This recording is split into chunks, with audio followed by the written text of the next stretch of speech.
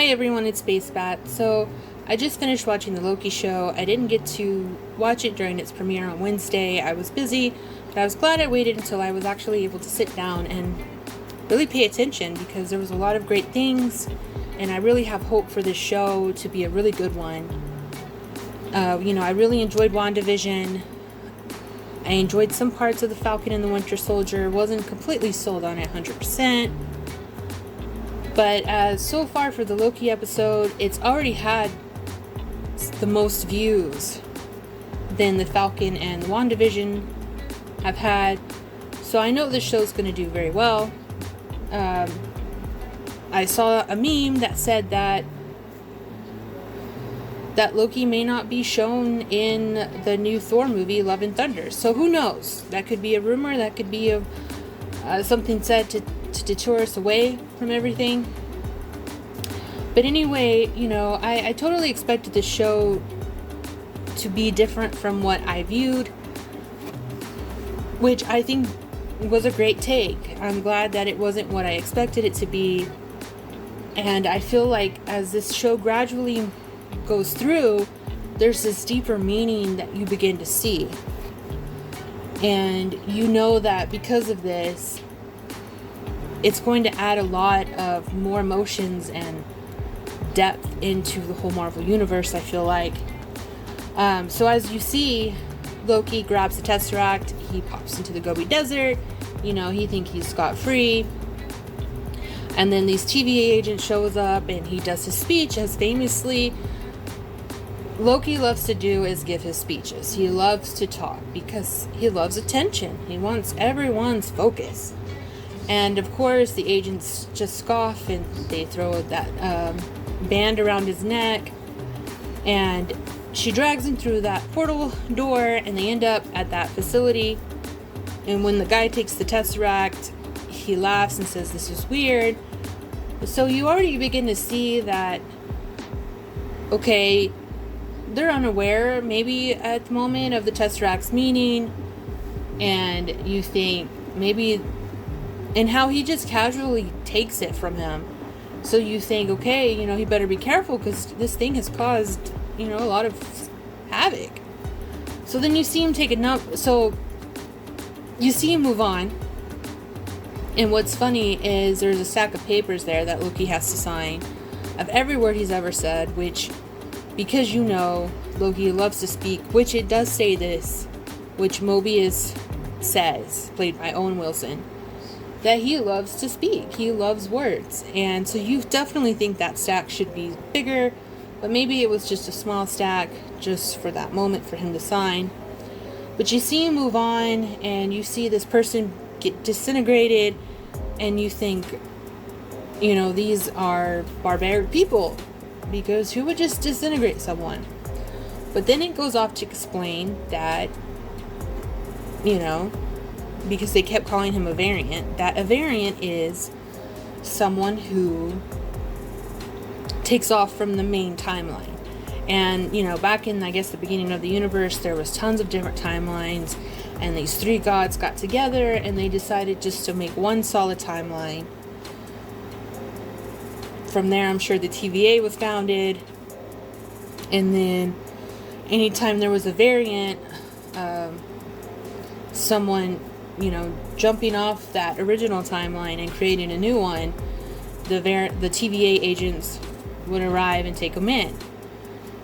Now, one thing I have noticed so far, and I really noticed this, which is probably one of our most favorite scenes out of this whole show, is when Loki seems to escape and he ends up what it looks to appear like a mailroom, and he sees the guy who had taken the Tesseract from him earlier, and he tells him he's going to gut him like a fish, and the guy's like, "What's a fish?"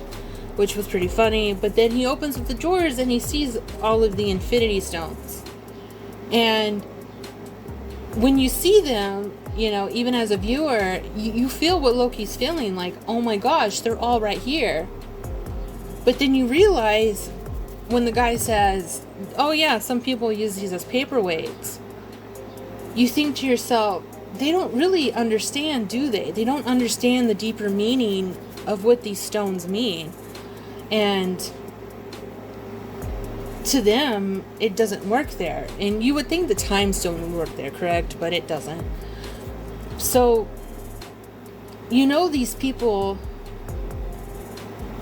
which I understand, it benefits working at the TVA, but they do lack that empathy quality, that emotional quality, because what's something else I feel we can all agree on is it was not Loki's fault that he took the Tesseract. That was the cause of the Avengers going back in time and dropping the suitcase. So, if anybody's guilty here, I would say it was the Avengers. But it was, as we know, Iron Man, Robert Downey Jr., who dropped it. And we know the sacrifice he made. So, we don't want to bring him into this. But they don't take that into fact, and that's how it's so easy for them to just disintegrate them, poof them out of existence, because there's already another one in existence. There can't be two of you. But at first, Loki has that hot head on him that he's always had back in 2012, and during the wars on New York City and before. And he goes through this entire emotional roller coaster, I feel, while there. He just begins to see that maybe everything's meaningless. If everything's already determined for him, does he not have free will?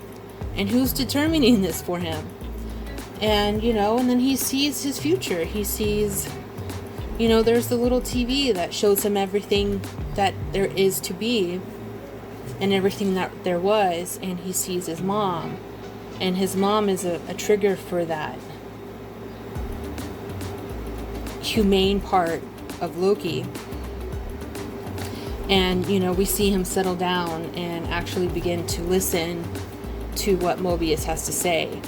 And I think Owen Wilson, he played the part really well. I had read somewhere that he didn't even really know what the Marvel Universe was, and he thought that Aquaman was actually a part of the Marvel Universe, but who's to say if that's true. I think he did well, and even with the whole brown and orange tones of clothing, and it felt just like a real 70s kind of vibe, maybe 60s. I just think we're in store for a really great show, and when we found out at the end that it was Loki, who's this madman that they have that looks like it's murdering and creating trouble within the timeline for the TVA.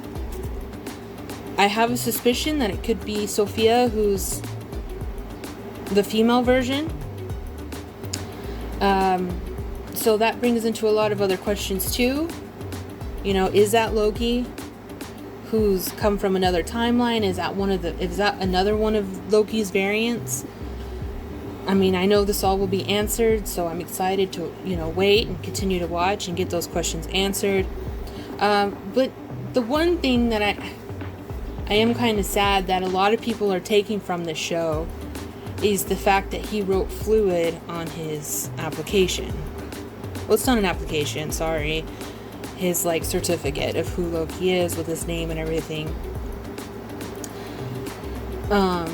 He is a god after all, and he can shapeshift into any form, so he is very fluid in that nature. I think we're reading a little too much into it, and I don't think that's what we should be taking away from the show. I really feel like we're going to be thinking about our whole purpose. But thank you for watching. My time's cutting short, and I hope you've enjoyed.